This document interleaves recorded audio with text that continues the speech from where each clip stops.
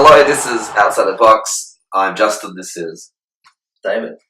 and we are trying to help people out there pick squads for Fantasy Premier League. So we are going to go with the league model so that we have a budget, because I think most people play league and budget is important. However, so that our teams are not boring and 90% the same, we are going to do a bit of a draft so that our teams will be different, but they'll still have the budget restrictions. So, without further ado, let's kind of reenact our pick. So we actually have picked the teams already, but we're going to go through in order of how we picked it. Actually, it was kind of nice. I don't think we had any crossover. No, I think you picked some that I wanted, but other than that, it was pretty seamless. Yeah. And it was in budget, and so we did not expect that. We did it worked out without too much modification needed. Yeah, and that was not as hard as I thought it was. So then I got to pick first, and I haven't drafted before, so I didn't know what position I should go for, but I decided I wanted to lock in the goalkeepers and then never think about them again.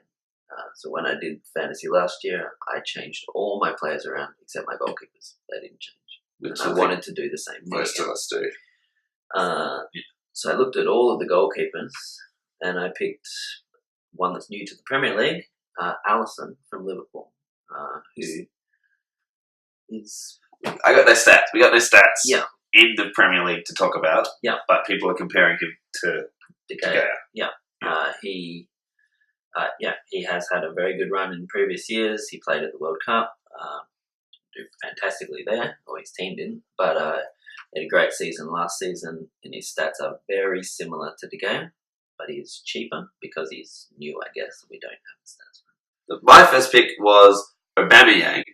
I know it seems biased, but I actually think he is going to be a good option this season.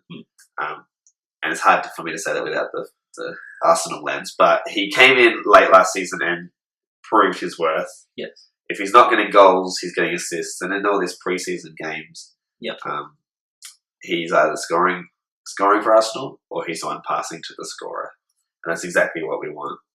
To finish off my goalkeepers, so that I didn't have to think about it, I was going to grab Pope because he did really well last season, and his good price and his fixtures lined up almost perfectly with Liverpool, so I could just back and forth him again, not having to think about anything. This is the stat guy. This is the guy who's like looked at the entire season and balanced the goalkeepers. Yeah, I was blindsided by it. You can look at the fixture difficulty rating across the entire season as it stands at the moment, obviously. I don't bother looking across the whole season for any other position, but goalkeepers I tried to, and I pretty much can get green every week with these two, unless something happens to one of them, which is what happened to Pope. So Pope's apparently done his shoulder and might not be playing till 6 months, I read somewhere. So Mr. Stat Guy, who would you go with? I am going to go with Lloris from Tottenham. Why not Heaton? Because Heaton is an unknown to me, and his stats were good before he done his shoulder and swapped out with Pope, but he's been not playing for a while. I don't know. I feel Lloris was a safe option. My number 2 pick was Salah. So I think it was a race to get Salah, but at the same time, he's a super expensive pick. And he's already not as good as he was in his peak. But he's just warming up. He's warming up. Yeah. And the other flip side of having Salah is that 50% of other managers out there have him. Yeah. And so if he scores, you don't have him. You are behind 50% of them. But as you pointed out, if he flops, you've got a lot of money to reinvest. Yeah. So my third picks, having started at the back, I guess I'll move to the front, and I will grab Vardy. He did pretty well last year. He worked really well with Mahrez, and they're not going to be playing together anymore. But on his own, he got a lot of goals. He got a lot of points. He has a great goals per million statistic. Yeah. So he's good value. He's a bit cheaper than some of the other ones. I also grabbed a forward. That's my third pick, but I chose Firmino. Now, I don't get a lot of love from picking a Firmino. I actually don't know if I actually rate him as a striker, but in fantasy terms, he has not failed me. He's affordable for his return, I find. And Liverpool, I feel, is going to be a very strong team. And they play attacking football. Yep. And so you're sure that Firmino is going to get a boot to the ball at some point and could be involved. So I went with Firmino. Yeah. Second forward, I'll stay in the front line. I will grab Arnautovic from West Ham. Such a good pick. Yeah, I believe so. He scored reasonably well last season. He is the best value striker. I think West Ham struggled a bit last season, but when they were good, and he was leading the way. After that, I picked Zaha, finishing up my forward line. Zaha has been moved into the forward position. He was a midfielder last season. Crystal Palace had a horrible start to last season, but people were hopeful. Until they played Chelsea. Yeah. They're hopeful. And I'm hopeful. And I think Zaha will come through. I think he will. And he's my cheap third striker, which I'm not doing very well. I'm busting my bank here. Because Zaha, my cheapest striker, is the same price as Arnautovic. Yeah. So I'm going to get away from forwards. I'll leave my third forward for a while. We'll see how that plays out later. I'm going to start filling up my mid. This is, I think, my most expensive pick. Kevin De Bruyne. He's 10. Not quite as expensive as Salah and some of the others, but he got a lot of points. He's in a very strong team, and he just runs all over the place. He's a great player. That would have been my next pick. Points. Once I got locked in my strikers, that was my sights are on KDB. Where to next? Where to next? So I went with Eriksen. Which, that's a good follow-up pick. Yeah. He's 0.5 cheaper. Yeah. Maybe doesn't show in the stats that 0.5, but it also gives me a bit of spread. I don't really have anyone from that team. Yeah. As we try to spread out. They're another strong team. Another strong team. Eriksen's key to a lot of what they do in terms of assists and goals. So it's not a bad pick. I'm still mourning. Quite well at the World Cup as well. It's true. I probably should be excited about Eriksen, but I'm mourning De Bruyne, which is interesting because at this point, so we've got 5 each. You've still got 63 million in your bank. Yes. And I've got 50 million. So I've spent half my budget by 5 on players. a third of your team. That's not good. You've got a strong front. I'm going to stick with my theme of cheap value for money players and go for the best value midfielder of last season. He came out of nowhere, and I think it was about game 3 or 4. He started doing stuff, and everyone was like, "Who is this guy?" And how do you say his name? I say it correctly. It's Gross. But it looks like a Grob if you don't quite understand the German B thing. But Gross, Pascal. Gross. Great pick. I went with the heart with this next pick, which I tend to do these things a lot. And I've gone with Mkhitaryan. Now, you can have it. Pick number 7. This is an interesting one. Yes, Battle of the Blues. So, there's 2 Chelsea defenders that I really like, and they're basically neck and neck. Yep. Same price. One was 10 points in front, and that's the one I went with. Stats win at the end of the day. So I picked Azpilicueta, the highest scoring defender of last season. Yeah, and then once I heard that, I immediately went with the other option, which was Alonso. Yeah, the second. If there's anyone in Chelsea I liked, it was Alonso. Yeah, he's actually my favourite player. Which also Chelsea. It's fun for me to hold on to. I don't know why. Put him on the bench. Yeah. Just to spite you. That'll help me if you do. So go for it. Yes. I jumped on Davies. What happened to him? Sorry, bad joke. He stood up to it because he's a strong defender. He did well last season. He's solid. He's reasonably priced. He's yeah, I don't know. He's good. Okay, but my 8th pick was also a defender. And this is a bit of a gamble for me because I'm not sure if he's going to get played, but I just think he should. And that's Alexander-Arnold from Liverpool, who wasn't. Defense. Liverpool defence has got better because it was a problem. Well, because they got Allison in the Yeah, goals well, now. But they made some changes last season. I don't know. number 9, I'm going to go Valencia. Yep. Part of the bus. Yeah. He's solid. He's He's a United. he got points because he played for United. He's a defender, and Don't they concede. just don't concede. Well, they do, but FA Cups, for instance, they concede. He's alright. Yeah. This is another It's solid really my backline. average pick. Okay, so then I went back to mid. Mm. And I wanted to pick up some budget at this point because I'm in dire straits with my budget. My monies, and I thought if I don't get the good budget players, you're going to start picking them off me. Yeah.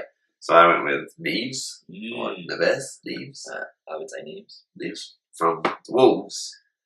Yeah, I thought it's was always interesting. it's a gamble, but he's proved himself in the Champions Yep. League. So hopefully I can get on this train early. Yep. And it will. There's a lot of talk about it. Looking at Neves, and I was also looking at Sessegnon. Yes. And I went with Sessegnon. Yep. Even though you picked Neves first, that was unintentional. I would have picked Sessegnon anyway. It's always there's no stats for me to go on. Yep. Or I mean, there are stats obviously, The but stat they guy. don't compare. He hasn't played in this league. He's been in the Championship. But I mean, he basically won every award there was to win. Yeah. He's a young guy, so he won a lot of youth awards, and he played almost every game, and he just was phenomenal. And he's come in at 6.5, so they're obviously expecting him Yep. to be able to do that Yep. in the Premier League. I've gone back to defence, and I'm once again scrambling through to get budget picks. I went with Daniels, which is what I did last season, and he failed me. So I'm hoping you like Bournemouth. I do like Bournemouth. I'm hoping he can do a better job this season, but he's budget and should yield a return. Yeah. So at this point, we're 2/3 of the way through. Yep. You have got, 30? I got 30.5. You've got So I 30. spent roughly 2/3 of my money on 2/3 of my team. Yes. That's good, man. That is good, man. How much have you spent? That's that What guy. got left? 22 22 left. million So you spent left. 4/5 of your money. Third left. So my picks, You're going to Okay, start so- getting cheap. no one's going to listen to what I have to say anymore. Unless you play the same tactics as I have, so That is fill up on some very expensive ones and then plug the gaps with a bench. with 4.5 people who will potentially get you points. Potential. Alright, number 11.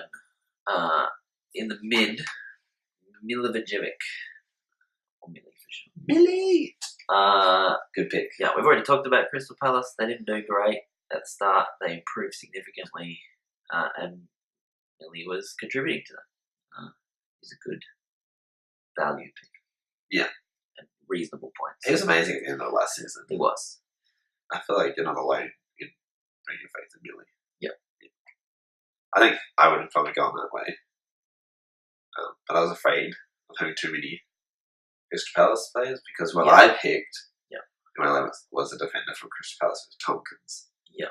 And Tompkins I picked because he's cheap and his stats are good. So for my next pick, I like to spread out my defense. I don't like having more than one player from the same team because I mean, if they keep clean sheets, you get double points, but when they score, they get next to nothing. Let's face it, defenders. It's depressing to watch them not get you points and they're like the first game of the week. Yeah. And you just watch all these other potential defenders holding off the teams. Yeah, that is. So I try and spread them out. And I also try and pick from teams that I think will keep clean sheets. Yeah. And so I picked an Arsenal player. So I think Arsenal can sometimes keep clean sheets. And I went for a cheaper option. Not the cheapest, but sort of cheaper than some. and I grabbed Kolasinac. which is a good pick, but it's also a bit of a risk pick. Yeah, because Well, he was great out of the gates. Yep. It was everyone was in awe of him, but then he disappeared. Yep. Was they forget him out? I don't know what happened. I'm not sure. And I don't know. He didn't play every game. I don't think he was sort of in and out a bit, and he would get subbed off. So I don't know if he needs to just prove himself. I'm hoping that's what he'll do. Still in my budget mode. If you're still paying attention to what I have to say, Cedric. I don't know who that is. It's a little thing about the Cedric. Once again, budget Southampton. Yeah. So he should. Technically the barrel.